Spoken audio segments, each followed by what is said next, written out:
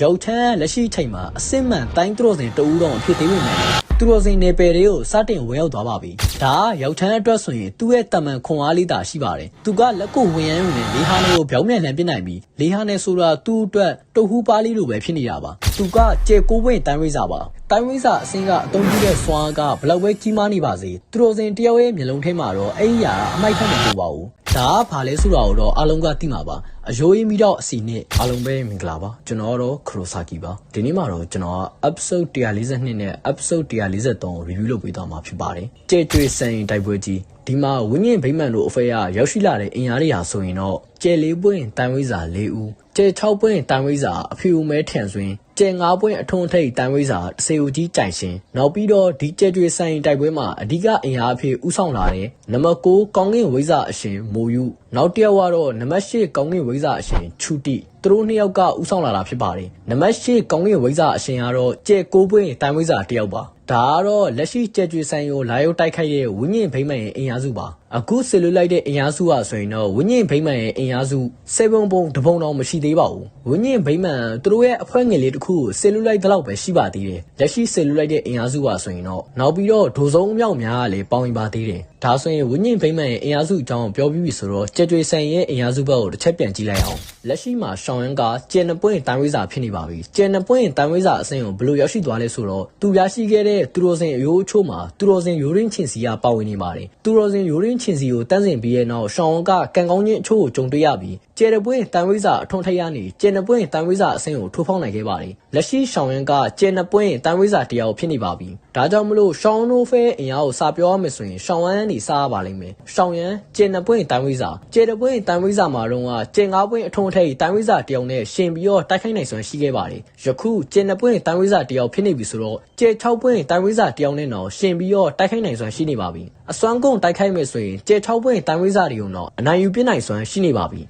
ဒါကတော့တိုးမြင့်လာပြီဖြစ်တဲ့ရှောင်းရဲရဲ့အစွမ်းပါရှောင်းရင်ပြီးရင်ရှောင်းဝမ်းလို့လက်ရှိအဖွဲ့ထဲမှာအတန်မာဆုံးကတော့ချင်းလင်းဝိဇာဖန်ရုပ်သေးသူတို့၃ယောက်ကအတန်မာဆုံးပါပဲချင်းလင်းကကျဲတပွင့်တန်ဝိဇာပဲဖြစ်ပေမဲ့ရှီအောင်ကောင်းကင်မွေဝင်းကြီးရဲ့အကူအညီရှိနေရမလို့ကျဲ6ပွင့်တန်ဝိဇာတယောက်နဲ့ဒန်တုတိုက်ခိုက်နိုင်စွမ်းရှိနေပါတယ်ဒါကြောင့်မလို့ချင်းလင်းကအဖြူမဲကောင်းကင်ဝိဇာတွေထဲကတယောက်ကိုရင်ဆိုင်နိုင်စွမ်းရှိပါတယ်နောက်တစ်ယောက်ကတော့ဝိဇာ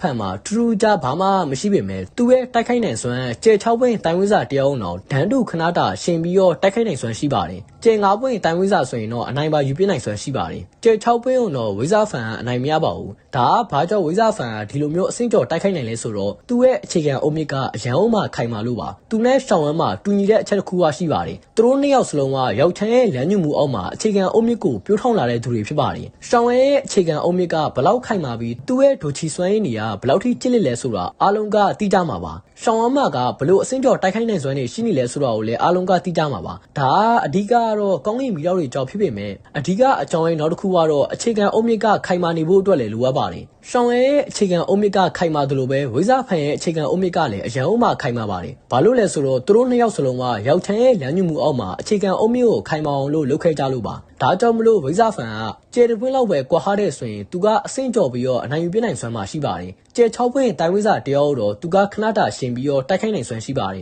ဒီမှာသူပြောသလိုအဖြူမဲကောင်းကင်ဝိဇာနှစ်ယောက်ကိုသူကတယောက်တည်းရင်ဆိုင်မယ်ဆိုတာကတော့ဒါကမဖြစ်နိုင်တဲ့ကိစ္စပါဒါပေမဲ့သူတို့ဘက်မှာအင်အားမရှိတဲ့အခြေအနေမှာဆိုရင်တော့သူကတခုခုကိုပေးဆက်ပြီးတော့တိုက်ခိုက်မယ်ဆိုရင်တော့ဒါကဖြစ်နိုင်ပါသေးတယ်ဒါပေမဲ့လည်းအနိုင်ရရှိမဲ့ရလဒ်မျိုးတော့မရရှိပါဘူးနောက်ဆုံးရရှိမဲ့ရလဒ်ကတော့ခဏတာအချိန်ဆွဲနိုင်မဲ့ရလဒ်ပါပဲဘာလို့လဲဆိုတော့ဝိဇာဖန်ကကျဲ6ပွင့်တိုင်းဝိဇာတရားတော့သူ့အတွက်ကအနိုင်ယူဖို့အတွက်မလွယ်ကူပါဘူးနှစ်ယောက်ဆိုရင်တော့ပြောနေစရာတော့မလိုတော့ပါဘူးဒါကတော့ဝိဇာဖန်ရဲ့အင်အားပါဝိဇာထင်ဟိုနဲ့ရှော်ရီရှန်ကိုကတော့ကျွန်တော်ခဏပြောနေရလို့အားလုံးကလည်းသိနေလောက်ပြီလို့ထင်ပါတယ်ရှော်ရီရှန်လက်ရှိမှာကျဲ3ပွင့်အထုံးထိပ်တိုင်းဝိဇာကနေအဆင့်အနေငယ်တိုးမြင့်သွားပါပြီသူကကျဲ4ပွင့်တိုင်းဝိဇာတရားဖြစ်နေပါပြီသူရဲ့တိုက်ခိုက်နိုင်စွမ်းအစိတ်ခန့်နာရဲ့အကျိုးသက်ရောက်မှုကြောင့်ကျဲ9ပွင့်တိုင်းဝိဇာတရားနဲ့ရှင်ပြီးတော့တိုက်ခိုက်နိုင်စွမ်းရှိပါတယ်အစိတ်စီးတစ်စိတ်ကိုဖွင့်ပြီးအစွမ်းကုန်တိုက်ခိုက်မဲ့ဆိုရင်ကျဲ9ပွင့်တိုင်းဝိဇာကိုတော့အနိုင်ယူပြနိုင်စွမ်းရှိပါတယ်အခုနကပြောသလိုပဲကျဲ6ပွင့်တိုင်းဝိဇာတရားကိုတော့ခဏတာရှင်ချရုံတက်ပဲတိုက်ခိုက်နိုင်မှာဖြစ်ပါတယ်ဝိဇာထင်ဟိုကတော့လက်ရှိချိန်ထိကျဲ3ပွင့်အထုံးထိပ်တိုင်းဝိဇာတယောက်ပါပဲ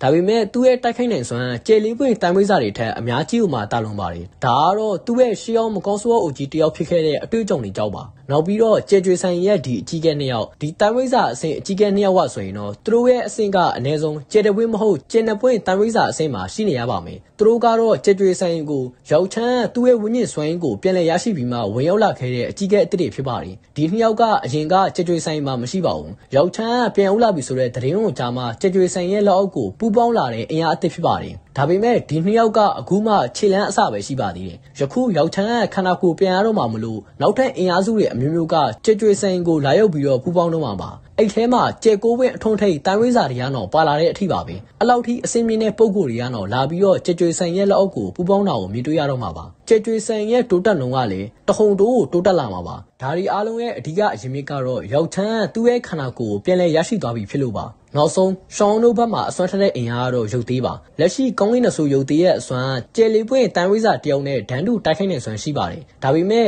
ရှေးအောင်အကျွင်းကျန်နယ်မြေရရှိခဲ့တဲ့ရုပ်သေး17ရုပ်ကိုပါပေါင်းထည့်လိုက်မယ်ဆိုရင်တော့ကျယ်6ပွင့်တန်ဝိဇ္ဇာတယောက်တော့ဒန်းတူတိုက်ခိုက်နေစွမ်းရှိပါတယ်ဒါကတော့ရှောင်းတို့ဖက်ရဲ့အဓိကအင်အားဖြစ်လာတဲ့ရုပ်သေးပါလက်ရှိအချိန်မှာကိုပြောတာပါဒါဆိုရင်တိုက်ပွဲလေးကိုပြန်ကြည့်လိုက်ရအောင်ရှောင်းရမ်းနဲ့တစေဦးကြီးကြန့်ရှင်းရဲ့တတိယအကြိမ်တိုက်ပွဲဒီတိုက်ပွဲမှာဆိုရင်တော့ရှောင်းရမ်းတို့2ယောက်ရဲ့အခြေအနေကလုံးဝကိုမှကွဲပြားသွားပါပြီပထမအဆုံးအကြိမ်တိုက်ပွဲမှာရှောင်းရမ်းကကျဲ9ပွင့်ဒိုစုံတစေဦးကြီးကြန့်ရှင်းကကျဲ9ပွင့်အထွန်းထိပ်တန်ဝိဇ္ဇာဒုတိယအကြိမ်တိုက်ပွဲမှာရှောင်းရမ်းကကျဲ1ပွင့်တန်ဝိဇ္ဇာတစေဦးကြီးကြန့်ရှင်းကကျဲ9ပွင့်အထွန်းထိပ်တန်ဝိဇ္ဇာတတိယအကြိမ်တိုက်ပွဲမှာရှောင်းရမ်းကကျဲ2ပွင့်တန်ဝိဇ္ဇာတစေဦးကြီးကြန့်ရှင်းကကျဲ9ပွင့်အထွန်းထိပ်တန်ဝိဇ္ဇာရှင်ကြည့်မယ်ဆိုရင်တော့ရှောင်းရဲရဲ့အစွမ်းတဖြည်းဖြည်းနဲ့တိုးတက်လာပြီးမို့ယခုတတိယအကြိမ်တိုက်ပွဲမှာအခြေအနေကလုံးဝမှကွဲပြားသွားပါပြီပထမအဆုံးတိုက်ပွဲအခြေအနေနဲ့ရှင်းမယ်ဆိုရင်တော့တော်လီယိုမှာပြောင်းလဲသွားတယ်လို့ပြောရမှာပါပထမအဆုံးတိုက်ပွဲမှာတော့ရှောင်းရမ်းကတစေဦးကြီးကြန့်ရှင်းကိုရင်ဆိုင်ဖို့အတွက်အတော်လေးကိုမှခက်ခဲဖြစ်ခဲ့ရပါတယ်သူ့ရဲ့တိုင်ခွက်တွေကိုလည်းတစေဦးကြီးကြန့်ရှင်းကအလွယ်တကူနဲ့ဖျက်ဆီးပစ်ခဲ့ပါတယ်ဒုတိယအကြိမ်တိုက်ပွဲမှာဆိုရင်တော့ကောင်းကင်မီတုံးတဲ့ပြောင်းလဲခြင်းကိုအသုံးပြုပြီးလေးတူခဏတာရှင်းချနိုင်ပေမဲ့လည်း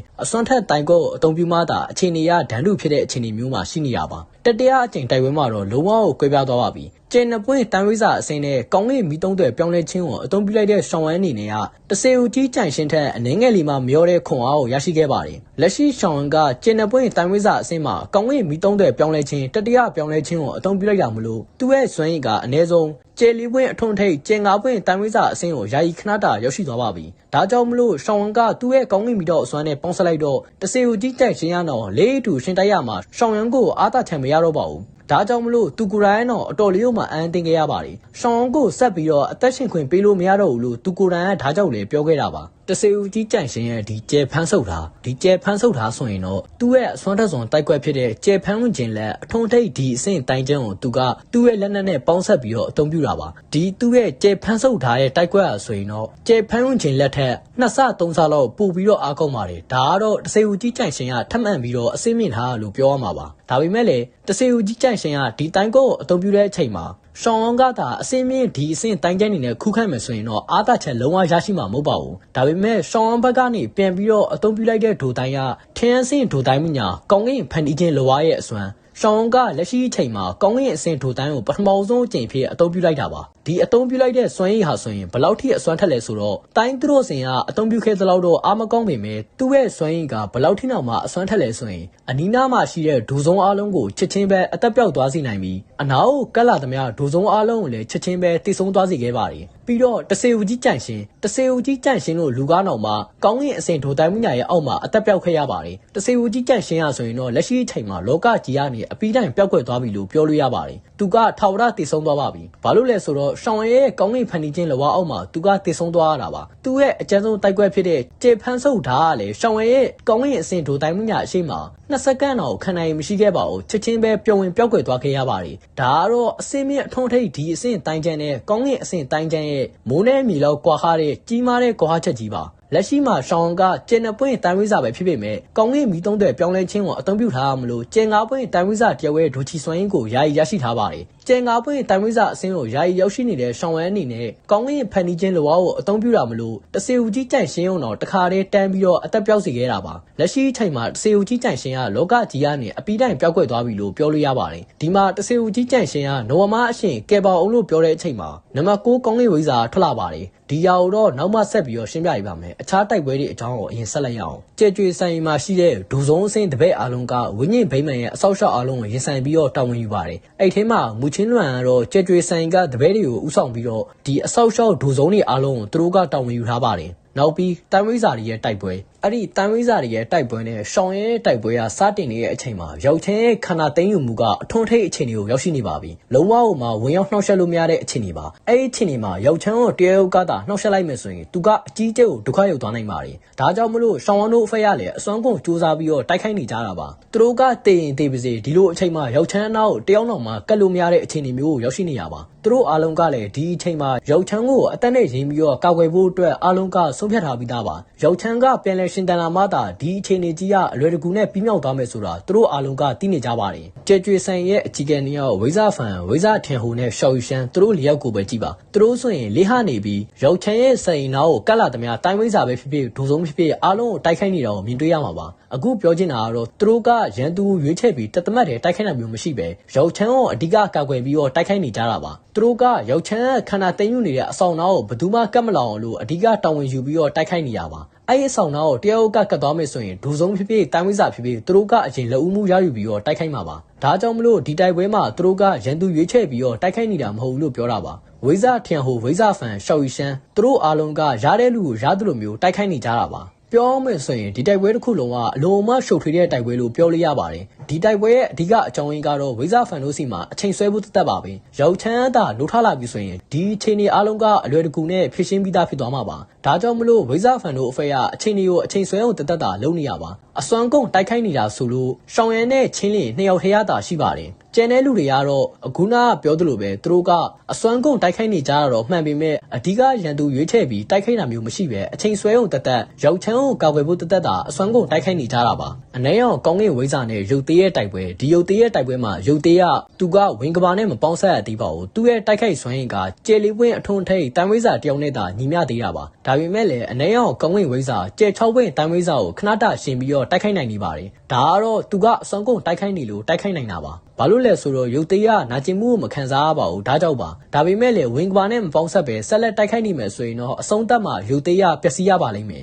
အနေရောကောင်းကင်ဝိဇာကတော့အများဆုံးမှသူ့ရဲ့ဒူချီစွမ်းရည်ကကုတ်ခန်းသွားရုံအဆင့်ပဲရှိမှာပါဒိုင်ယာအကြီးကျယ်လည်းရရှိမှာမဟုတ်ပါဘူးဘာလို့လဲဆိုတော့အဆင့်ကွာဟာချက်ကကြီးမားနေလို့ပါဒါပေမဲ့ဒီတိုက်ပွဲမှာကြတော့ရန်သူရွေးချယ်ပြီးတော့တိုက်ခိုက်တာမျိုးမရှိပဲလင်းလစ်ဟာတဲ့နေရာကိုအားလုံးကဝင်ပြီးတော့တိုက်ခိုက်နေကြတာပါဒါကိုလည်းဒီမှာအားလုံးကမြင်တွေ့ရမှာပါရှောင်းရဲလက်ချက်နဲ့တစီဦးကြီးကြိုင်ရှင်ကတိတ်ဆုံးခန့်ဒီအချိန်မှာနဝမအရှင်ကေပါအောင်လို့ပြောတဲ့စကားဆိုရင်တော့ကျွန်တော်အစောပိုင်းမှာပြောခဲ့သလိုဝင်းကြီးဘိမ့်မန်ရဲ့အဖေကိုအဓိကဦးဆောင်လာတဲ့လူနှစ်ယောက်ကအဆင့်ကိုကောင်းကင်ဝိဇာအရှင်နဲ့အဆင့်ရှိကောင်းကင်ဝိဇာအရှင်တို့ပါလက်ရှိမှာတော့အဆင့်ကိုကောင်းကင်ဝိဇာအရှင်ကထွက်ပေါ်လာပါပြီအဆင့်ကိုကောင်းကင်ဝိဇာအရှင်ရဲ့စွမ်းအားကဆိုရင်တော့ကျရှစ်ပွင့်တန်ဝိဇာတယောက်ပါကျရှစ်ပွင့်တန်ဝိဇာတယောက်ဆိုတာရှောင်းရဲအကန့်တက်ထက်လုံးဝအောင်မှကျော်လွန်နေပါပြီရှောင်းဝန်းကလုံးဝအောင်ရင်ဆိုင်လို့မရနိုင်တဲ့တိုင်းတစ်ခုလည်းဖြစ်ပါတယ်ရှောင်းဝန်းအတွက်ကျရှစ်ပွင့်တန်ဝိဇာတယောက်ရင်ဆိုင်ဖို့ဆိုတာလုံးဝအောင်မဖြစ်နိုင်တဲ့အရာပါသူ့ရဲ့အကန့်တက်ကအများဆုံးမှကျ6ပွင့်တန်ဝိဇာတယောက်ကိုတိုက်ခိုက်နိုင်ုံပါပဲအစွမ်းကုန်တိုက်ခိုက်မယ်ဆိုရင်တော့ကျ6ပွင့်တန်ဝိဇာတွေကိုပဲအနိုင်ယူနိုင်မှာပါကျ9ပွင့်တန်ဝိဇာတယောက်နဲ့တွဲဆောင်ရမယ်ဆိုရင်တော့သူကထွက်ပြေးရအောင်မှာပါဒါကြောင့်မလို့ကျ8ပွင့်တန်ဝိဇာဆိုရင်တော့သူ့ရဲ့အကန့်တက်ထက်တော့ကျော်လွန်နေပါပြီဒါကြောင့်လေဒီမှာနံပါတ်6ကောင်းကင်ဝိဇာအရှင်ရောက်ထွက်ပေါ်လာတဲ့အချိန်မှာရှောင်းဝန်းကလုံးဝအောင်မှဖိနှိပ်ခံရတာပါဘာလို့လဲဆိုတော့စွမ်းရည်ကွာဟမှုကအရန်အောင်မှကြီးမားနေလို့ပါရှောင်းဝန်းကလက်ရှိအချိန်မှာကျ9ပွင့်တန်ဝိဇာပါဒါအပြင်မှာတစေဦးကြီးကြန့်ရှင်းကိုတစ်ဖက်ပြီးရဲ့နောက်သူကကောင်းကင်အဆင့်ဒူတိုင်းမြောက်ကိုအသုံးပြုခဲ့တာမလို့သူ့ရဲ့ဒူချီစွမ်းရည်အတော်များလည်းကုန်ခန်းနေပါပြီဒါကြောင့်လက်ရှိရှောင်းဝန်းကသူ့ရဲ့အကန့်အသတ်ကိုရောက်တော့မဲ့အခြေအနေမျိုးမှာရှိနေရပါဒီလိုအချိန်မှာနံပါတ်6ကောင်းကင်ဝိဇာအရှင်ကထွက်ပေါ်လာတာမလို့ရှောင်းဝန်းမှာအခွင့်အရေးကလုံးဝမရှိတော့တာပါပြန်လည်တိုက်ခိုက်ဖို့အတွက်ဝင်အောင်ပါဒီမှာရှောင်းဝန်းကလုံးဝအောင်မှဖိနှိပ်ခံရတာကိုအားလုံးကမြင်တွေ့ရမှာပါနံပါတ်6ကောင်းကင်ဝိဇာအရှင်ကပြောခဲ့တယ်မင်းကရှောင်းရင်တော်ရဲ့ကောင်လေးပေါ့ဒီလောက်ထိစုပ်ပဲတက်နေတဲ့အခြေအနေမှာရှောင်းမီသားစုရဲ့သူမျိုးကတဖန်ပြန်ပြီးတော့လိုးထားလာလားဒါကဘာလို့ဆိုလို့လဲဆိုတာအရင်ဗီဒီယိုမှာလည်းကျွန်တော်ရှင်းပြပူပါတယ်ရှောင်းမီသားစုရှောင်းမျိုးနဲ့ဇူကြီးဆိုတာအရင်ကရှေးအောင်ကလန်ကြီး၈ခုထဲကတစ်ခုဖြစ်ပြီးရှေးအောင်ကလန်ကြီး၈ခုထဲမှာတော့အတန်မာဆုံးသောမျိုးနဲ့ဇူဖြစ်ခဲ့ပါတယ်အဲ့ဒီအချိန်မှာမျိုးနဲ့ဇူမှာရှော့ရှုံးလို့ခေါ်တဲ့အစွမ်းထက်ပုဂ္ဂိုလ်တယောက်ကရှိခဲ့ပြီးသူ့ရဲ့တည်ရှိနေခြင်းရပဲရှောင်းမျိုးနဲ့ဇူကိုအထွန်းထိပ်အခြေအနေရအောင်လုပ်ပေးနိုင်ခဲ့ပါတယ်ဒါကိုကျွန်တော်အရင်ဗီဒီယိုမှာပြပြပြီးသားပါဒါပေမဲ့အနေငယ်ပြန်ပြီးတော့ပြပြပေးတာပါရှောက်ရွှမ်းဆိုတဲ့နာမည်ကနောက်ပိုင်းမှာတောက်လျှောက်ပြန်ပါလာတော့မှာပါဒါကြောင့်ရှောက်ရွှမ်းအကြောင်းကိုရင်းနှီးထားတာအားလုံးအတွက်ပို့ပြီးတော့ကောင်းမွန်ပါတယ်ဘာလို့လဲဆိုတော့ရှောက်ရွှမ်းကဇလန်းထဲမှာအဓိကအရေးပါတဲ့အခန်းကဏ္ဍတွေမှာပါဝင်နေတဲ့လူတစ်ယောက်ဖြစ်နေလို့ပါရှောက်ရွှမ်းကရှောင်းဝဲရဲ့ဘိုးဘေးအရင်ခေါက်ဖြစ်ပြီး ရှောင်းဝမ်းကတော့သူ့ရဲ့မျိုးဆက်ရင်းခောက်ခောက်ပါရှောင်းရဲ့ခန္ဓာကိုယ်ထဲမှာရှောင်းမီသားစုရဲ့သွေးမျိုးကရှိပေမဲ့လည်းတမန်သွေးမျိုးတက်ပါပဲသူ့ရဲ့ခန္ဓာကိုယ်ထဲမှာသူတို့မျိုးနွယ်စုရဲ့တိုင်းနက်ဖျားသွေးမျိုးစွမ်းကတော့လုံးဝမပါဝင်ပါဘူးဒါကိုလည်းအရင်ဗီဒီယိုမှာပြပြပြီးသားပါရှောင်းရဲ့လက်ရှိအခြေအနေအားလုံးကသူ့ရဲ့ကိုယ်ပိုင်ကြိုးစားအထောက်မှုကြောက်တာရရှိလာတဲ့အရာတွေပါအခုအဓိကပြောချင်တာကတော့ရှောက်ရွှဲရဲ့အခန်းကဏ္ဍကိုပါဒီအစင်းဝင်ကောင်းကင်ဝိဇ္ဇာအရှင်တွေကနေစပြီးဝိညာဉ်ဗိမ္မာန်တစ်ခုလုံးနောက်ဆုံးဝိညာဉ်ဗိမ္မာန်နောက်ွယ်ရဝိညာဉ်လောကတစ်ခုလုံးကပါရှောက်ရွှမ်းကိုဖင်တုံအောင်ကြောက်ကြပါလေရှောက်ရွှမ်းတာရှိနေမယ်ဆိုရင်ရှောင်းဝမ်းကိုဒီလိုတိုက်ခိုက်ဖို့မပြောနဲ့ရှောင်းဝမ်းရဲ့သပင်တမွေးုံတော့သူတို့ကထီရတာမဟုတ်ပါဘူးဘာလို့လဲဆိုတော့ဒါကရှောက်ရွှမ်းရဲ့တရှိနေခြင်းကြောက်ပါလက်ရှိချိန်မှာတော့ရှောင်းကလန်လည်းပြတ်သုံးသွားပြီးရှောက်ရွှမ်းဆိုတာကလည်းတိတ်ဆုံးသွားပြီးဒါနာရီထဲမှာသာကြန့်ရှိနေတော့တဲ့ပုံကူတယောက်ဖြစ်နေပါပြီဒါပေမဲ့လည်းရှောက်ရွှမ်းရဲ့ဒါနာရီကတော့သူတို့အတွက်အိမ်မဆိုးဖြစ်နေတော့မှာပဲရှောင်းကလန်မှာဒုတိယရှောက်ရွှမ်းကထွက်ပေါ်လာမှာကိုသူတို့ကရင်းနဲ့အသေးသေးကနေယခုချိန်ထိကြောင်းနေတော့မှာပဲဒုတိယရှောက်ရွှမ်းထွက်ပေါ်လာခွင့်ကိုလည်းသူတို့ကလုံးဝမပေးနိုင်ပါဘူးဒါကြောင့်မလို့နံပါတ်9ကောင်းကင်ဝိဇ္ဇာအရှင်ကပြောခဲ့တာပါရှောင်းရန်ကိုဒုတိယရှောက်ရွှမ်းဖြစ်မလာနိုင်ဘူးလို့ပြောခဲ့တာပါဒါပေမဲ့လည်းသူတို့မသိတာရှောင်းရန်ကရှောက်ရွှမ်းလို့စိတ်ဓာတ်မျိုးရှိနေပြီဘရောမအရှုံးမပေးပဲမစုံမနစ်စူးစမ်းတဲ့စိတ်ဓာတ်မျိုးရှိနေရပါရှောင်းရဲလက်ရှိရလာတဲ့ခွန်အားအလုံးကားတာသူကသာအရှုံးပေးခဲ့မယ်ဆိုရင်လက်ရှိအချိန်မှာဘယ်အရာမှပိုင်ဆိုင်ခဲ့မှာမဟုတ်ပါဘူးသူရဲ့အပေါ်မှာတင်နာရတဲ့ဝင်နေဖီအားတွေကဘလောက်ပဲကြီးကြီးသူကတော့ကြကြခိုင်ရင်ဆိုင်ခဲ့ပြီးလက်ရှိအချိန်အထိကိုဒဇင်ချင်းကိုပိုင်စူးစမ်းအထောက်မှုနဲ့တယောက်လာခဲ့တဲ့သူတယောက်ပါအဲ့ဒါဆိုရင်တော့တိုက်ပွဲလေးကိုပြန်ဆက်လိုက်ရအောင်ဒီမှာနံပါတ်9ကောင်းကင်ဝိဇ္ဇာအရှင်ကရှောင်းဝမ်းကိုလုံးဝဖိနှိပ်ထားတဲ့အချိန်မှာရှောင်းဝမ်းမှာဘာမှရုံးကန်ပိုင်ခွင့်တော့မရှိပါဘူးဒါကရှောင်းဝမ်းရဲ့ဒုချီစွမ်းရည်ကကုန်ခန်းနေလို့လည်းဖြစ်တယ်လို့အဆင့်ကော်ဟာမှုကအရန်အောင်မှာကြီးမားနေရကြောက်လည်းဖြစ်ပါတယ်ဒီမှာရှောင်းဝမ်းက3000နှလုံးကြမှန်ပြီးတော့ထုတ်လွတ်ပြီးတော့တိုက်ခိုက်ခဲ့ပေမဲ့လည်းနံပါတ်9ကောင်းကင်ဝိဇ္ဇာအရှင်တို့ကတော့ဒါကခလေးကစားစီကတက်တက်လို့ပဲဖြစ်နေပါတယ်အလွယ်တကူနဲ့တင်ရှောင်းရဲတိုက်ပွဲကိုခြေဖြတ်လိုက်နိုင်ပါတယ်ဒီတိုက်ပွဲရဆိုရင်တော့လုံးဝမှာတစ်ဖက်သက်ဆန်လုံးနဲ့တိုက်ပွဲလို့ပြောရမှာပါဒါပေမဲ့နံပါတ်9ကောင်းကင်ဝိဇ္ဇာအရှင်ကရှောင်းကိုလုံးဝဖိနှိပ်လိုက်တဲ့အချိန်မှာပဲကျေကျွေဆန်ရဲ့အကြက်တဲကြီးကနောက်ဆုံးမှလုံးဝကိုပြေလည်သွားပါတယ်ဘာလို့လဲဆိုတော့ဒါဒီအားလုံးရဲ့အဓိကအကြောင်းရင်းကတော့ရောက်ချမ်းကြီးကနိုးထားလာပြီဖြစ်လို့ပါဒီမှာရောက်ချမ်းကပြောခဲ့သလိုပဲမင်းတို့နံပါတ်9ကောင်းကင်ဝိဇ္ဇာအရှင်တယောက်ကငါရဲ့တပည့်ကိုထိဖို့အတွက်အရေးချင်းရှိရလားဘာလို့လဲဆိုတော့ရောက်ချမ်းမဒီလိုစကားကိုပြောနိုင်ဖို့အတွက်အရေးချင်းကအပြေးအဝကိုရှိနေပါပြီရောက်ချမ်းရဲ့ပြန်လည်ရှင်တန်လာခြင်းကျေရှိပွင့်တန်ဝိဇ္ဇာမိုယူအကြောင်းကိုအနေငယ်ရှင်းပြရပါမယ်မိုယူကကျေရှိပွင့်တန်ဝိဇ္ဇာဖြစ်ပေမဲ့ဝိညာဉ်ဗိမာန်ဟာကျေရှိပွင့်တန်ဝိဇ္ဇာဖြစ်တဲ့အပြင်ဝိညာဉ်ဗိမာန်ရဲ့နဝမကောင်းကင်အရှင်အဆင့်ကိုကောင်းကင်ဝိဇ္ဇာတယောက်လည်းဖြစ်ပါတယ်သူရဲ့တိုက်ခိုက်စွမ်းရည်ကကျေကိုးပွင့်တန်ဝိဇ္ဇာတယောက်နဲ့ညီမျှပြီးတမန်ကျေကိုးပွင့်တန်ဝိဇ္ဇာဆိုရင်သူကတိုက်ခိုက်ပြီးတော့အနိုင်ယူပြနိုင်စွမ်းရှိပါတယ်ဒါကြောင့်မလို့ရောက်ချမ်းထွက်ပေါ်လာတဲ့အချိန်မှာသူကရောက်ချမ်းရဲ့အငွေ့တက်ကိုသူ့ရဲ့အဆင့်နဲ့မခံစားမိနိုင်တာမလို့အများဆုံးမှကျေကိုးပွင့်တန်ဝိဇ္ဇာအဆင့်ပဲရှိမယ်လို့ပြောခဲ့တာပါဒါပေမဲ့လည်းသူကမသိတာရောက်ချမ်းကလက်ရှိအချိန်မှာသူကနားမလည်နိုင်တဲ့အစွမ်းသူ့ရဲ့အတွေးထက်တော့အများကြီးဟိုမှာကြုံလွန်နေတဲ့အစွမ်းမှာရပ်တည်နေပါပြီရောက်ချမ်းစပေါ်လာတဲ့အချိန်မှာသူ့ရဲ့လမ်းလျှောက်တဲ့ခြေလမ်းကိုပဲကြည့်ပါအောက်ကလေဟာနေကဒိုဆုံးအစိမ့်မှာဆိုရင်လေဟာနေကနေလိုက်လို့ရှိရင်အကွဲကြောင်းပေါ်လာလောက်ဖြစ်ပြီးတိုင်းဝိဇ္ဇအစိမ့်မှာဆိုရင်တော့အကွဲရတယ်အ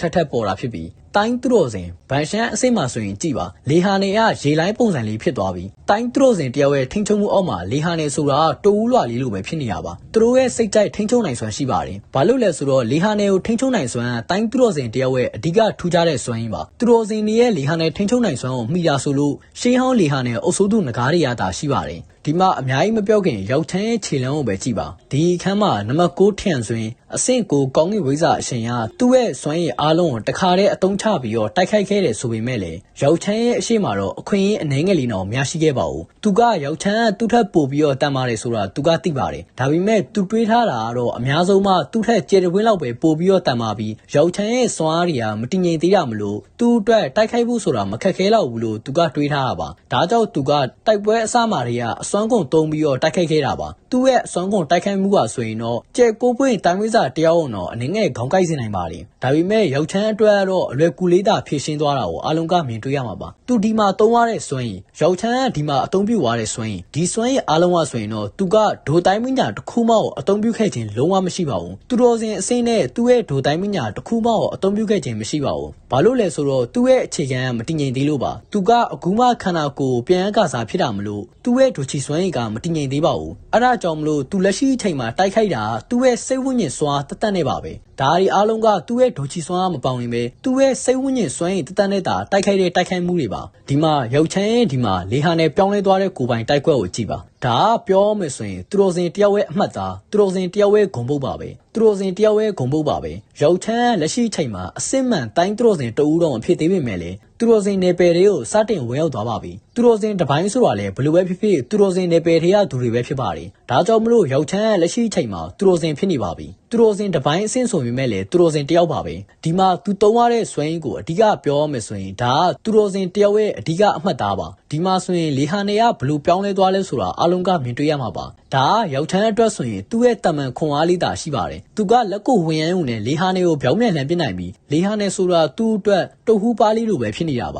သူကထိန်းချုပ်ခြင်းသလိုထိန်းချုပ်လို့ရပါတယ်သူကပြောင်းပြန်လှန်မလားတဲ့မလားကြိုက်သလိုလုပ်လို့ရပါတယ်သူတော်စင်နယ်ပယ်မှာရှိနေတဲ့သူတွေကကိုပိုင်လောကအောင်အောင်ဖန်တီးနိုင်စွမ်းရှိပါတယ်ပြောချင်တာကတော့ကိုပိုင်ကဘာငယ်တစ်ခုကိုဖန်တီးနိုင်စွမ်းရှိတယ်လို့ပြောချင်တာပါဒါတွေအားလုံးကတော့သူတော်စင်တယောက်ရဲ့စစ်မှန်တဲ့ပြအုပ်ဖြစ်ပြီးသူတော်စင်တယောက်ရဲ့စစ်မှန်တဲ့စွမ်းအားပါအဓိကပြောချင်တာကတော့ဒီမှာရောက်ချမ်းနံပါတ်6တန့်ဆန်ကိုရင်ဆိုင်တော့ကသူ့ရဲ့ဒိုတိုင်းမညာတစ်ခုမှအသုံးပြုခဲ့တာမဟုတ်ပါဘူးသူ့ရဲ့စိတ်စွမ်းအားတတ်နဲ့တမန်ပုံစံလေးပဲလက်ကိုညှစ်လိုက်ရုံပဲအသုံးပြုခဲ့တာပါသူ့ရဲ့စိတ်စွမ်းအားတတ်နဲ့ပါပဲသူတော်စင်အဆင့်ကိုရောက်ရှိသွားပြီဖြစ်တဲ့သူ့ရဲ့စိတ်စွမ်းအားတတ်နဲ့ပဲလက်ကိုညှစ်လိုက်တာပါပြီးတော့ရောက်ချမ်းရဲ့စိတ်ဝိညာဉ်စွမ်းရည်ကကောင်းကင်နယ်ပယ်အဆင့်မှာရှိနေတာပါလက်ရှိမှာသူတော်စင်အဆင့်ကိုရောက်ရှိသွားပြီမလို့စိတ်ဝိညာဉ်စွမ်းရည်ကလည်းပြေဆုံးကောင်းကင်အခြေအနေကိုရောက်ရှိနေပါပြီလက်ရှိအချိန်မှာရောက်ချမ်းကသူ့ရဲ့စိတ်ဝိညာဉ်စွမ်းအားနဲ့ပါပေါင်းစပ်လိုက်မယ်ဆိုရင်သူတော်စင်တစ်ပိုင်းအစောပိုင်းအဆင့်မှာတော့မှတမန်သူတော်စင်တစ်ပိုင်းအစောပိုင်းအဆင့်ပညာရှင်နဲ့ရှင်မယ်ဆိုရင်သူကအများကြီးကိုမှတာလုံတဲ့အဆင့်မှာရှိနေပါတယ်ဘာလို့လဲဆိုတော့သူကအဆင့်ကိုအဆင့်နဲ့မှော့ဆေးပညာရှင်တဦးဖြစ်နေတာပ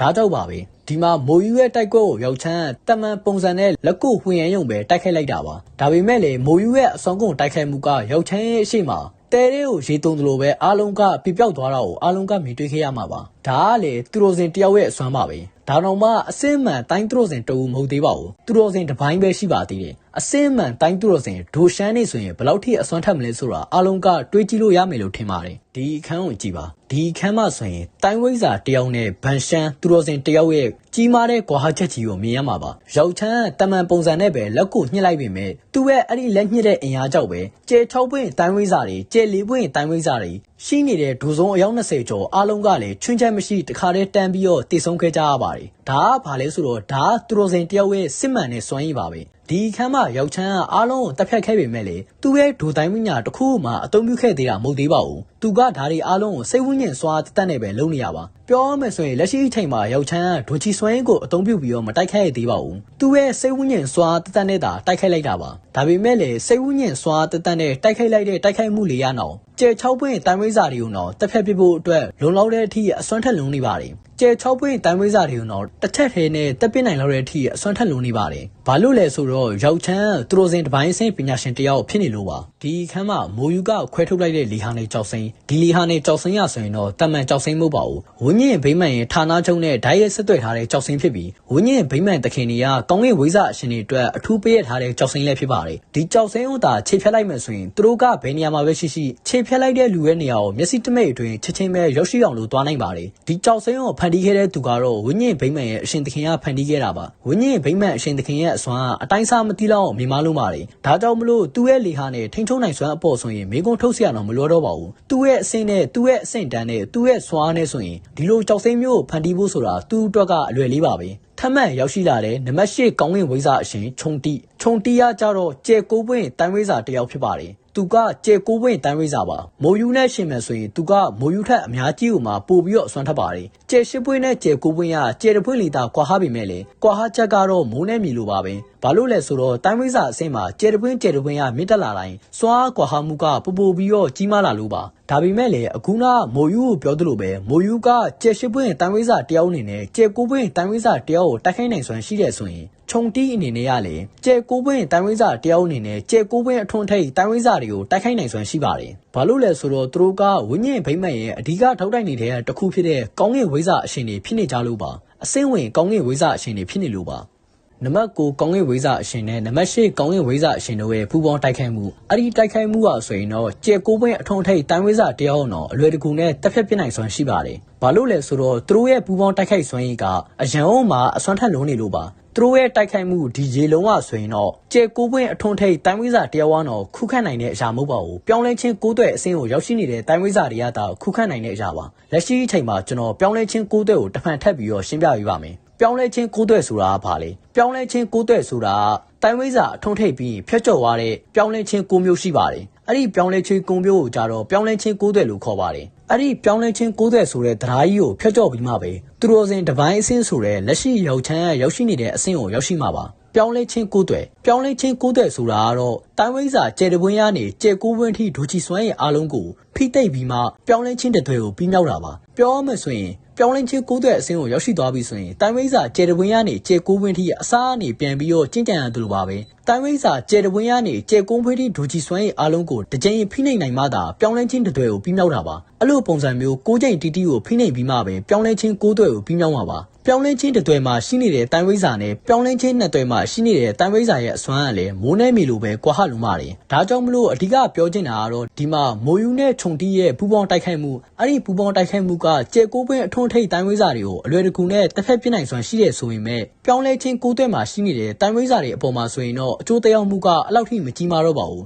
ပြောင်းလဲခြင်း6သွဲရဲ့3သွဲမြောက်မှာရှိနေတဲ့တိုင်းဝိဇာတွေကတော့ဒီတိုက်ခိုက်မှုကိုအလွယ်တကူနဲ့တားဆီးလို့ရပါတယ်6သွဲမြောက်မှာရှိနေတဲ့တိုင်းဝိဇာတွေဆိုရင်တော့သူတို့ရဲ့တိုက်ခိုက်မှုကိုအလွယ်တကူနဲ့ခြေဖြတ်ပြီးသူတို့2ယောက်တော့အဲ့နေရာမှာတင်ရှင်းပြနိုင်စွမ်းရှိပါတယ်ပြောင်းလဲခြင်း6သွဲဆိုရင်တော့ပြောစရာတော့မလိုအပ်တော့ဘူးလို့ထင်ပါတယ်ဘာလို့လဲဆိုတော့ပြောင်းလဲခြင်း6သွဲဆိုတာသူတော်စင်တစ်ပိုင်းနဲ့ခြေတလန်းသာကွာတော့ပြီးလက်ရှိသူတို့2ယောက်တပ်ဖို့ဆိုတာပြောင်းလဲခြင်း6သွဲတိုင်းဝိဇာတွေအတွက်ခက်ခဲတဲ့အရာမဟုတ်ပါဘူးပြောင်းလဲခြင်း6သွဲတိုင်းဝိဇာဆိုတာကတော့ရောက်ချမ်းခန္ဓာကိုယ်ပြန်မရခင်သူရင်တော့ရှိနေခဲ့တဲ့အဆင့်ပဲဖြစ်ပါတယ်ပြောင်းလဲခြင်း6သွဲမှာရှိနေတဲ့တိုင်းဝိဇာတွေကတော့သူတို့2ယောက်ကိုအလွယ်တကူနဲ့ရင်ဆိုင်နိုင်နေဆိုရင်ရောက်ချမ်းကဘာလို့မြင်ဆိုင်နိုင်ရမှာလဲလက်ရှိရောက်ချမ်းရဲ့အဆင့်ကဘယ်နေရာမှာရှိနေရလဲလက်ရှိရောက်ချမ်းကသူတော်စင်တစ်ပိုင်းပါသူတို့ရဲ့ပူပေါင်းတိုက်ခိုက်မှုကအစွမ်းထက်လုံးမိမဲ့လေရောက်ချမ်းကတော့အခုနကပြောသလိုပဲဒိုချီစွမ်းကိုအသုံးပြုခဲ့တာလုံးဝမဟုတ်ပါဘူးဒိုချီစွမ်းကိုအနေငယ်လေးတော့အသုံးပြုခဲ့ခြင်းမရှိပါဘူးဒါကဘာကြောင့်လဲဆိုရင်ကျွန်တော်အစောပိုင်းမှာပြောခဲ့သလိုပဲရောက်ချမ်းရဲ့ဒိုချီစွမ်းကမတည်ငြိမ်သေးပါဘူးသူကအခုမှခန္ဓာကိုယ်ပြန်ကစားမလို့သူ့ရဲ့စွမ်းရည်နေရာမတည်ငြိမ်သေးပါဘူးဒါကြောင့်မလို့သူက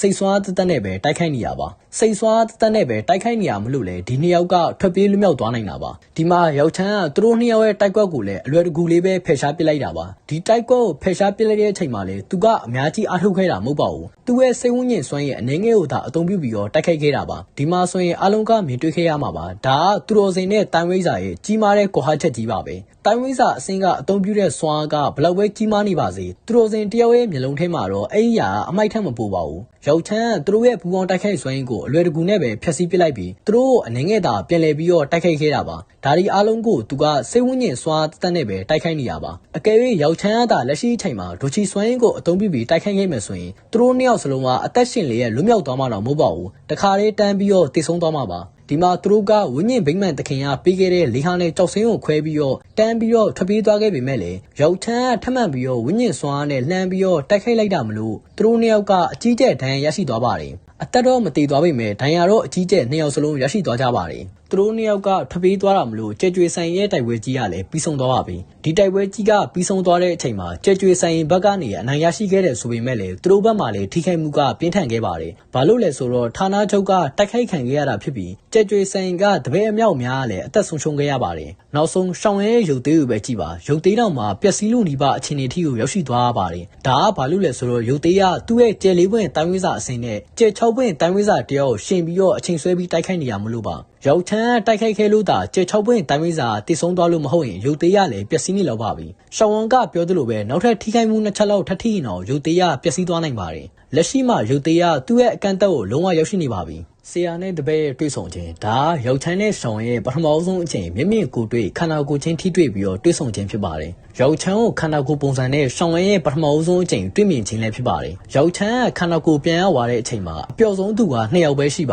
တယ်ရောက်ချမ်းကိုယ်တိုင်ထက်တော့ပိုပြီးတော့ပျော်ရွှင်ရတဲ့သူပါသူတို့2ယောက်ကတော့ဝိဇာဖန်နဲ့ရှောင်းဝမ်းပါပဲရှောင်းဝမ်းကတော့သူ့ဆရာရဲ့ပင်လယ်ရှင်တန်လာမှုနဲ့သူ့ဆရာရဲ့တန်မာလာမှုပေါ်သူကအရန်အောင်မှာပျော်ရွှင်ခဲ့ရပါတယ်ဝိဇာဖန်ကျတော့ရောက်ချမ်းကိုသူ့အကိုရင်းတယောက်လိုသဘောထားပြီးငယ်စဉ်တွေကသူတို့2ယောက်ရဲ့တိုင်ဝန်းစဉ်ကြောင့်ရောက်ချမ်းကသူ့အတွက်လုံးဝအဖို့မဖြစ်နိုင်တဲ့မိတ်ဆွေကောင်းတယောက်ပါအဲ့ဒါကြောင့်မလို့ရောက်ချမ်းရဲ့ပြန်လည်ရှင်တန်လာခြင်းကသူ့ကိုအရန်အောင်မှာပျော်ရွှင်စေပါတယ်ပြီးတော့ရောက်ချမ်းရဲ့စွားတွေပြန်ရလာမှုကလည်းသူ့ကိုအရန်အောင်မှာပီတိဖြစ်စေပါတယ်သူကဒီမှာပြောသလိုပဲလက်ရှိမှာရောက်ချမ်းကသူတော်စင်တစ်ပိုင်းဖြစ်သွားပြီမလို့ကြဲကြွေဆိုင်ရဲ့တိုးတက်နှုန်းကတဟုန်တိုးမြင့်တက်လာမှာဖြစ်ပြီး အတိုင်းစားမရှိကိုမြင့်တက်လာမှာပါအခုချိန်မှာရောက်ချမ်းသူတော်စင်တစ်ပိုင်းဖြစ်သွားပြီမလို့တကူတော်ဆွမ်းအားရှင်တကူတော်ပညာရှင်အားလုံးကကြက်ကြွေဆိုင်ရဲ့လက်အုပ်ကိုလာရောက်ပြီးတော့ပူပေါင်းကြတော့မှာဖြစ်ပါတယ်အဲ့ဒီချိန်မှာဆိုရင်တော့ကြက်ကြွေဆိုင်ရဲ့အဆင့်တန်းကလည်းတဟုန်တိုးကိုမြင့်တက်လာအောင်မှာပါအဲ့ထဲမှာကြက်ကိုပွင့်တန်ဝိဇာအဆင့်ပညာရှင်တွေကတော့ကြက်ကြွေဆိုင်ကိုလာရောက်ပြီးတော့ပူပေါင်းကြတော့အားလုံးကမြင်တွေ့ရမှာပါလက်ရှိချိန်မှာတော့ကြက်ကြွေဆိုင်ရဲ့တိုးတက်နှုန်းကအလဲပိုင်းကုန်းမြင့်မှာအမြင့်မားဆုံးလို့ပြောလို့ရပါတယ်။ဆိုင်၄ခုနေရာကနေတဟုန်တိုးကိုကြက်ကြွေဆိုင်ကထောင်တက်နေတာပါ။ဒါဒီအားလုံးရဲ့အဓိက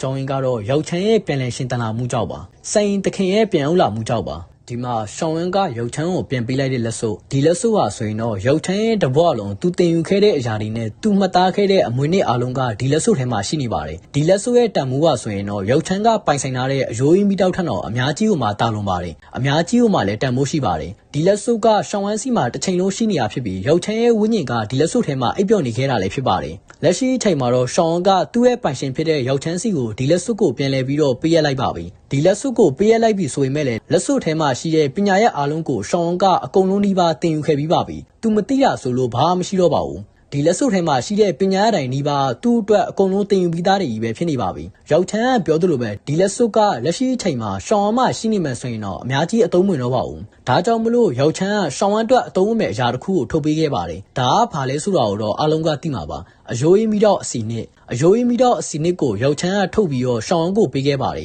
ရှောင်းဝင်းကဖန်ကျွယ်လန်းစင်းကိုကျင့်ကြံတာမလို့အယိုးကြီးမိတော့တာတင်သွင်းလိုက်မယ်ဆိုရင်သူ့ရဲ့စွမ်းရည်တွေကတဟုန်တိုးမြင့်တက်လာအောင်မှဆိုတာရောက်ချမ်းကသိပါတယ်သူ့ရဲ့တပည့်ရဲ့ပုံမအစွမ်းထက်လာမှုအတွက်သူကတွန်းဆုံးနေခြင်းမရှိပဲအယိုးကြီးမိတော့အစီနှစ်ကိုထုတ်ပေးခဲ့ပါတယ်ဒါပေမဲ့လည်းရှောင်းဝင်းကလည်းငင်းဆန်ခဲ့ပါတယ်ရှောင်းဝင်းကငင်းဆန်ရတဲ့အကြောင်းရင်းကတော့ရောက်ချမ်းကသူတော်စင်တဝက်အဆင့်ဖြစ်သွားပြီမလို့အယိုးကြီးမိတော့မလွတ်တော့ဘူးလို့ပြောခဲ့ပေမဲ့လည်းတကယ်တမ်းမှာတော့ကောင်းကင်မိတော့တစ်ခုဆိုတာမှော်ဆေးပညာရှင်တိုင်းအတွက်မဖြစ်မနေလိုအပ်တဲ့အရာဖြစ်နေတော့မှာပဲကိုယ့်ရဲ့ဒူချီစွမ်းရည်ကဘလောက်ပဲတန်ပါပြီးကိုယ့်ရဲ့အဆင့်ကဘလောက်ပဲမြင့်မားနေပါစေကောင်းကင်မီတော့တစ်ခုကိုပိုင်ဆိုင်လာမယ်ဆိုရင်စေးလုံးတန်းစင်နေတဲ့အချိန်မှာအောင်မြင်မှုနှုန်းကကောင်းကင်မီတော့မရှိတဲ့လူနဲ့ကောင်းကင်မီတော့ရှိတဲ့လူကိုရှင်းမဲ့ဆိုရင်အတွေ့အကြုံအရာကောင်းကင်မီတော့မရှိတဲ့လူကပို့ပြီးတော့တာနေအောင်မဲ့ဆိုရင်တော့ကောင်းကင်မီတော့ရှိတဲ့လူရဲ့စေးလုံးကပို့ပြီးတော့အာနိသင်ကောင်းအောင်ပါဒါကြောင့်မလို့ကောင်းကင်မီတော့တစ်ခုရဲ့အရေးကြီးတဲ့အခန်းကဏ္ဍမှော်ဆေးပညာရှင်တိုင်းအတွက်တော့မဖြစ်မနေလိုအပ်တဲ့အရာပါရှောင်းဝင်းကအတင်းငင်းဆန့်နေရမလို့ရောက်ချမ်းကတော့စကားတွေအများကြီးကိုမပြောတော့ပဲသူ့ရဲ့ဝိညာဉ်တစ်စိတ်ကိုအယိုးအေးမီတော့ကနေတခါတည်းဖယ်ရှားပစ်လိုက်ပါတယ်ဖယ်ရှားပစ်ပြီးတော့အယိုးအေးမီတော့အစီနစ်ကိုရှောင်းကိုပေးရခဲ့ပါတယ်ဒါဒီအားလုံးကိုကြည့်မယ်ဆိုရင်ရောက်ချမ်းကရှောင်းဝမ်းပေါ်ဘယ်လောက်ထိတန်ဖိုးထားလဲဆိုတာအားလုံးကသိရမှာပါရှောင်းဝမ်းကလက်ရှိအချိန်မှာကျန်တဲ့ပွင့်တိုင်းဝိဇာအစင်းနဲ့ကျန်ငါပွင့်တိုင်းဝိဇာတွေကိုခုခံတိုက်ခိုက်နိုင်စွမ်းရှိနေရဆိုပေမဲ့လေနံပါတ်9ကောင်းကင်ဝိဇာနဲ့နံပါတ်10ကောင်းကင်ဝိဇာတို့လိုပညာရှင်နဲ့တွေ့ဆုံမယ်ဆိုရင်ရှောင်းဝမ်းအတွက်လွန်လန်းမရှိပါဘူးဒါကြောင့်မလို့ရောက်ချမ်းကရှောင်းဝမ်းရဲ့အစွမ်းတွေထပ်ပြီးတော့တိုးမြင့်လာဖို့အတွက်အယိုးအေးမီတော့ကိုတွန်းဆုံးနေခြင်းမရှိပဲပေးရခဲ့တာပါအယိုးအေးမီတော့ကိုရရှိသွားမယ်ဆိုရင်ရှောင်းဝမ်းရဲ့အဆင့်ကကျယ်လေးပွင့်တိုင်းဝိဇာအဆင့်ကိုရောက်ရှိသွားမှာဖြစ်ပြီးသူ့ရဲ့တိုက်ခိုက်စွမ်းရည်နဲ့ပါပေါင်းစပ်လိုက်မယ်ဆိုရင်နံပါတ်9ကောင်းကင်ဝိဇာကိုတော့ရင်ဆိုင်နိုင်စွမ်းရှိသွားပါလိမ့်မယ်ဒါကြောင့်ပဲရောက်ချမ်းကတွန်းဆုံးနေခြင်းမရှိပဲအယိုးအေးမီတော့ကိုပေးရခဲ့တာပါလက်ရှိအချိန်မှာရှောင်းဝန်းကအယိုးအေးမီတော့အစီနစ်ကိုပါရရှိသွားပြီမလို့အယိုးအေးမီတော့ကိုတင်သွင်းပြီးတာနဲ့သူကတကယ်အစစ်မှန်ကောင်းကင်မီတော့၄ခုကိုပိုင်ဆိုင်သွားပြီလို့ပြောလို့ရပါလိမ့်မယ်အယိုးအေးမီတော့ဒီအယိုးအေးမီတော့ကိုတင်သွင်းတဲ့နေရာမှာတော့ရှောင်းဝန်းအတွက်အတော်လေးကိုလွယ်ကူမယ်လို့ပဲပြောရမှာပါဘာလို့လဲဆိုတော့ရောက်ချမ်းကအယိုးအေးမီတော့ရဲ့ပိုင်ရှင်ဖြစ်ပြီးရှောင်းဝန်းကတော့အယိုးအေးမီတော့ရဲ့ဒုတိယပိုင်ရှင်လို့ပြောလို့ရပါတယ်ရှောင်းဝန်းနဲ့ဒီအယိုးအေးမီတော့က10နှစ်တာကာလလောက်အတူရှိနေခဲ့တာပါဒါကြောင့်မလို့အယိုးအေးမီတော့ပေါ်သူ့ရဲ့ရင်းနှီးမှုကလည်းအတော်လေးကိုမှမြင်မာပါတယ်ရောက်ချမ်းကသူ့ရဲ့ဝိညာဉ်တစ်စိတ်ကိုပယ်ဖြတ်ပြီးရှောင်းဝန်းကအယိုးအေးမီတော့ကိုတန်းစင်တဲ့အချိန်မှာအတော်လေးကိုမှချုံဝင်မှုရှိခဲ့ပါတယ်ဘာကြောင့်လဲဆိုတော့အယိုးအေးမီတော့ကသူ့ကိုခုခံစမ်းကျင်တာမျိုးမလုပ်ပဲရှောင်းဝန်းရဲ့စာနာအလျောက်လိုက်ပါပြီးတော့ပေါင်းဆက်ပေးနေလို့ပါဘာကြောင့်လဲဆိုတော့ရှောင်းဝန်းကိုအယိုးအေးမီတော့ကဒုတိယပိုင်ရှင်အဖြစ်သတ်မှတ်ထားလို့ပါဒါကဘာကြောင့်လဲဆိုတော့ရှောင်းဝန်းကအယိုးအေးမီတော့ကိုအသုံးပြုခဲ့တဲ့အချိန်ကလည်းနည်းနည်းလေးမဟုတ်တော့ပါဘူး10နှစ်တာကာလတစ်ခုလုံးရှောင်းဝန်းကအယိုးအေးမီတော့နဲ့ရင်းနှီးခဲ့တာပါဒါကြောင့်မလို့ရောက်ချမ်းကိုအယိုးအေးမီတော့ရဲ့မူလပိုင်ရှင်လို့အစောတည်းကသတ်မှတ်ရမယ်ဆိုရင်ရှောင်းဝန်းကိုအစောတည်းကဒုတိယပိုင်ရှင်လို့သတ်မှတ်လို့ရပါတယ်လက်ရှိအချိန်မှာဒုတိယပိုင်ရှင်ကနေပထမပိုင်ရှင်အဖြစ်ကိုပြောင်းလဲသွားရုံပါပဲကျန်တာကတော့ဘာမှပြောင်းလဲပါဘူးဒါပေမဲ့မီတော့အစနစ်ကနေအသုံးပြုနိုင်တဲ့အယိုးအေးမီတော့ရဲ့စွမ်းအားချင်းကတော့မတူညီပါဘူးအရင်ကရှောင်းဝန်းက9ရုံချိန်မီတာပန်းကို၄ရောင်ချိန်နဲ့တဝက်ပဲဖန်တီးနိုင်ခဲ့တဲ့ဆိုပေမဲ့အယိုးအေးမီတာကိုတန်းစင်ပြီးတဲ့နောက်မှာပြီးပေးစုံတဲ့9ရောင်ချိန်မီတာပန်းတစ်ခုကိုဖန်တီးနိုင်ပါလိမ့်မယ်ပြီးပေးစုံတဲ့9ရောင်ချိန်မီတာပန်းရဲ့အစွမ်းအားဆိုရင်တော့အလဲအလက်ထင်းအဆင့်အလဲအလက်ကောင်းတဲ့အဆင့်ဒိုတိုင်းပညာနဲ့တော့အတော်လေးကိုမှနီးစပ်သွားပါပြီ နာလိုင်ယန်ရဲ့အကူအညီလာတောင်းမှုယူရင်းကယူလန်ခိုင်းကိုဖျက်သိမ်းပြီးတဲ့နောက်နာလိုင်ယန်နဲ့အတူအလဲပိုင်းကုန်းမြေကြီးကိုထွက်လာခဲ့ပြီးပန်းပွင့်ခိုင်းမှာခြေကုပ်ယူခဲ့ပါတယ်ပန်းပွင့်ခိုင်းကိုပြင်ပအကြီးအကဲအဖြစ်ဝင်ခဲ့ပြီးပန်းပွင့်ခိုင်းရဲ့တနေရာမှာသူ့ကိုယ်သူ့ရဲ့ဘဝကိုငြိမ်းချမ်းစွာနဲ့ကုတ်ဆုံးစေခဲ့ပါတယ်အဲ့ဒီအချိန်မှာဒုက္ခရောက်နေတဲ့အဖွားကိုတယောက်ကိုသူကကူညီပေးခဲ့ပြီးအဖွားကသူ့ကိုအခက်တွေ့အောင်လုပ်ခဲ့ပေမဲ့လည်းသူကနှစ်နှစ်တိအဖွားကိုအတွက်အစားတောက်တွေကိုပေးရပေးခဲ့ပါတယ်ဒါပေမဲ့အဖွားကသူ့ရဲ့နောက်ဆုံးအချင်းကိုရောက်လာတဲ့အချိန်မှာအဲ့ဒီအဖွားကပန်းပွင့်ခိုင်းကြီးရဲ့ဂိုင်းကျုပ်ဖြစ်နေပါတယ်ပန်းပွင့်ခိုင်းကြီးရဲ့ဂိုင်းကျုပ်ကသူမသေးဆုံးခင်အချိန်မှာသူ့ရဲ့စွမ်းရည်အားလုံးကိုယူရင်းရဲ့ခန္ဓာကိုယ်ထဲကိုလွှဲပြောင်းပေးခဲ့ပါတယ်ဒါကတော့နာလိုင်ရန်ပြောပြတဲ့အထိအားလုံးကတီးပြီးသားလို့ကျွန်တော်ထင်ပါတယ်ယူရင်းရဲ့ခန္ဓာကိုယ်ထဲကိုပန်းပွင့်ခိုင်းရဲ့ဂိုင်းကျုပ်ကြီးကသူ့ရဲ့ဒူချီစွမ်းရည်အားလုံးကိုလွှဲပြောင်းပေးခဲ့ပါတယ်ပန်းပွင့်ခိုင်းရဲ့ဂိုင်းကျုပ်ရဲ့အဆင့်ကတော့တိုင်းဝိဇာအထွန်းထိပ်ပြောင်းလဲခြင်းကိုးသွဲ့အဆင့်မှာရှိနေရပါသူတော်စင်တစ်ပိုင်းအဆင့်နဲ့ခြေတလန်းလောက်သာလိုတော့တဲ့အဆင့်ပါအဲ့လိုအစင်းလူတယောက်ကသူ့ရဲ့ဒူချီစွမ်းရည်အားလုံးကိုခြေတစိတစ်ခုလုပ်ပြီးယူရင်းရဲ့ခန္ဓာကိုယ်ထဲကိုလွှဲပြောင်းပေးခဲ့ပါတယ်ယူရင်းကသာအဲ့ဒီဒူချီစွမ်းရည်အားလုံးကိုအပီးပြက်အပီးတိုင်းတန်းစင်နိုင်ခဲ့ပြီဆိုရင်တော့သူ့ရဲ့စွမ်းရည်ကကျေကိုပွင့်တိုင်းဝိဇာအဆင့်ထိကိုခဏတာလေးနဲ့ရောက်ရှိသွားမှာပါပြီးတော့ပန်းပွင့်ခိုင်ရဲ့ဂိုင်းကျုပ်ကြီးအဖွားဟာကသူမသေးဆုံးခင်ယူရင်းကိုသူ့ရဲ့ဂိုင်းကျုပ်တစ်စိတ်ပြားကိုပါလွှဲပြောင်းပေးခဲ့ပါတယ်ဒါပေမဲ့လည်းအဲ့လိုလွှဲပြောင်းပေးခဲ့တာမလို့ဂိုင်းထဲမှာမကျင်တဲ့ချက်တွေကဖြစ်လာပြီးအဖွားဟာရဲ့နောက်ကိုတစ်သက်လုံးလိုက်လာခဲ့တဲ့အဖွားဟာရဲ့တပည့်ဖြစ်တဲ့ဟွာချင်းကစန့်ကျင်ခဲ့ပါတယ်ဟွာချင်းကစန့်ကျင်လို့ယူရင်းကလည်းဂိုင်းကျုပ်ကြောက်ပြားကိုသူကအစောတည်းကမလိုချင်တာမလို့ဟွာချင်းကိုပေးရခဲ့ပေမဲ့လည်းဟွာချင်းကဂိုင်းကျုပ်ကြောက်ပြားနဲ့တင်မကျင်တတ်နိုင်သေးပဲအဖွားဟာကပေးခဲ့တဲ့ယူရင်းရဲ့ခန္ဓာကိုယ်ထဲကဒိုချီစွမ်းရည်အားလုံးကိုပါလိုချင်နေခဲ့ပါတယ်ဒါကြောင့်ဟွာချင်းကသူတို့ပန်းပွင့်ခိုင်ရဲ့ဒလိအတိုင်းဇုံတွဲတိုက်ပွဲကိုစိန်ခေါ်ပြီးအနိုင်ရတဲ့သူကအရာအလုံးကိုရယူခြင်းဆိုပြီးစိန်ခေါ်ခဲ့ပါတယ်။ယူရင်းကသာရှုံးနေမယ်ဆိုရင်တော့သူ့ရဲ့ဒိုချီစွမ်းရည်အားလုံးကိုပေးရမှာဖြစ်ပါတယ်။ဒိုချီစွမ်းရည်အားလုံးကိုပေးရလိုက်ရတာအကြောင်းမဟုတ်ပေမဲ့လက်ရှိအချိန်မှာဒိုချီစွမ်းရည်ကသူ့ရဲ့ခန္ဓာကိုယ်နဲ့လုံးဝကိုမှပေါင်းစပ်နေပါပြီ။သူကသာဒိုချီစွမ်းရည်ကိုဟွာကျင်းကိုပေးရလိုက်မယ်ဆိုရင်သူကတိတ်ဆုံးသွားမှာဖြစ်ပါတယ်။ဒါကြောင့်လေနာလိုင်ယန်ကသူ့ရဲ့ဆရာအတွက်ရှောင်းကိုလာရောက်ပြီးတော့အကူအညီတောင်းတာပါ။ဘာလို့လဲဆိုတော့လက်ရှိကန်ရမယ့်တိုက်ပွဲကဇုံတွဲတိုက်ပွဲဖြစ်ပြီးယူရင်းကတယောက်တည်းပဲရှိပါသေးတယ်။သူ့မှာဇုံတဲမရှိပါဘူးတစ်ဖက်မှာသူတိုက်ရမယ့်လူနှစ်ယောက်ကတော့ဟွာချင်းကကျယ်လေးပွင့်တိုင်းဝိဇာဖြစ်ပြီးဟွာချင်းရဲ့ဇုံတဲဖြစ်တဲ့ရုံဟွာလန်ချင်းစန်းကျဲခေါင်းငင်ခိုင်ရဲ့ပါရမီရှင်ကတော့ကျယ်6ပွင့်တိုင်းဝိဇာပါအဲ့ဒါကြောင့်မလို့လေနာလိုင်ယန်ကသူ့ဆရာအတွက်စိုးရိမ်လို့သူ့ဆရာကိုအတိမပေးပဲရှောင်းကိုလာရောက်ပြီးတော့အကူအညီတောင်းတာပါနာလိုင်ယန်ကလက်ရှိထွက်ပြီးတော့အကူအညီတောင်းတာယူရင်းကအကူအညီတောင်းခိုင်းတာဆိုရင်တော့လုံးဝမဟုတ်ပါဘူးယူရင်းကအတော်လေးကိုမှခေါင်းမာတဲ့အမျိုးသမီးတူပါသူမရှောင်းဝမ်းစီကိုဘလို့မှအကူအညီမတောင်းပါဘူးနာလိုင်ယန်ကသူမဘက်တာသူမတိတ်တဆိတ်နဲ့ထွက်လာပြီးယူရင်းကမသိအောင်ရှောင်းကိုတိတ်တဆိတ်နဲ့လာရောက်ပြီးတော့အကူအညီတောင်းခဲ့တာပါဒီအချိန်မှာရောက်ချမ်းကစကားအချို့ဝင်ပြောခဲ့ပါတယ်ယူရင်းကိုပန်းပွင့်ခိုင်ရဲ့ဂိုင်းကျိုးဖိအောင်လုပ်ပေးဖို့ပါဘာလို့လဲဆိုတော့ယူရင်းနဲ့ရှောင်းဝမ်ကမိတ်ဆွေဟောင်းနေဖြစ်ပြီးရှောင်းဝမ်ရဲ့အခြေဦးဆိုလည်းဟုတ်ခဲ့ပါတယ်ဒါကြောင့်မလို့ယူရင်းကသာပန်းပွင့်ခိုင်ရဲ့ဂိုင်းကျိုးဖြစ်မဲ့ဆိုရင်ကြဲကျွေးဆိုင်ရင်အတွက်ကကြီးမားတဲ့မဟာမိတ်ကိုရရှိသွားသလိုပါပဲယူရင်းရဲ့အစွမ်းအားသာဘာမှမဟုတ်သေးတာပန်းပွင့်ခိုင်ထဲမှာအရုံးမှအစွမ်းထက်တဲ့မကောင်းဆိုးအိုကြီးအဆင့်အကြီးကဲတွေကတော့ရှိပါတယ်နောက်ဆုံးကုံပြောရရင်ပန်းပွင့်ခိုင်ထဲမှာသူတော်စင်တစ်ပိုင်းအဆင့်ပညာရှင်2ဦးနောက်မှရှိပါတယ်ဒါကိုကြည့်မဲ့ဆိုရင်ပန်းပွင့်ခိုင်ကဘယ်လောက်ထိအစွမ်းထက်လဲဆိုတာအားလုံးကသိရမှာပါဘာလို့ရောက်ချမ်းကနောက်ထပ်ကူညီဖို့အတွက်တိုက်တွန်းရလဲဆိုရင်ဟွာချင်းရဲ့ဇုံတွဲဖြစ်တဲ့ရောင်ဟာလန်ချင်းကကြတော့စမ်းကျဲကောင်းကင်ခိုင်ရဖြစ်ပြီးစမ်းကျဲကောင်းကင်ခိုင်ရတော့ကြက်ကျွေးဆိုင်ရင်နဲ့ရေနဲ့မီးလိုပဲလုံးဝမတည့်တဲ့အဖက်စီနှစ်ခုဖြစ်ပါတယ်အဲ့ဒီတိုင်းပဲပန်းပွင့်ခိုင်နဲ့စမ်းကျဲကောင်းကင်ခိုင်ရလည်းလုံးဝမတည့်ပါဘူးစမ်းကျဲကောင်းကင်ခိုင်ဆိုတာကတော့အလဲပိုင်းကုန်းမီရဲ့ဂိုင်းကြီးနှစ်ခုတွေကတစ်ခုဖြစ်ပါတယ်စမ်းကျဲကောင်းကင်ခိုင်မှာလည်းသူတော်စင်တစ်ပိုင်းစိတ်ပညာရှင်ရှိပါတယ်အကယ်၍ဟွာချင်းရတာဂိုင်းကျုပ်ဖြစ်သွားပြီဆိုရင်စမ်းကျဲကောင်းကင်ခိုင်နဲ့မဟာမိတ်ဖက်သွားမယ်ဆိုရင်ကြက်ကျွေးဆိုင်ရင်အတွက်တော့အဲ့ဒီရာပြဿနာအချို့ကိုတည်ဆောင်လာနိုင်ပါတယ်ဒါကြောင့်မလို့ရောက်ချမ်းကရှောင်းကိုကူညီဖို့တိုက်တွန်းခဲ့တာပါဒါပေမဲ့လေရောက်ချမ်းမပြောရင်တော့ရှောင်းကကူညီမှာပါဘာလို့လဲဆိုတော့ယူရင်းကသူ့ရဲ့မိတ်ဆွေဟောင်းဖြစ်နေလို့ပါရှောင်းကသူ့ရဲ့မိတ်ဆွေတွေပေါ်အရန်အောင်မှတန်ဖိုးထားတတ်ပြီးဒါအပြင်မှာယူရင်းနဲ့သူ့ရဲ့ဆက်ဆံရေးကလည်းအနေငယ်ထူးခြားတဲ့အခြေအနေမှာရှိနေတာပါကျွန်တော်ကတော့ခရိုဆာကီပါဒီနေ့ဗီဒီယိုတော့ဒီလောက်ပါပဲနောက်ဗီဒီယိုတွေမှာပြန်တွေ့ကြပါပေါ့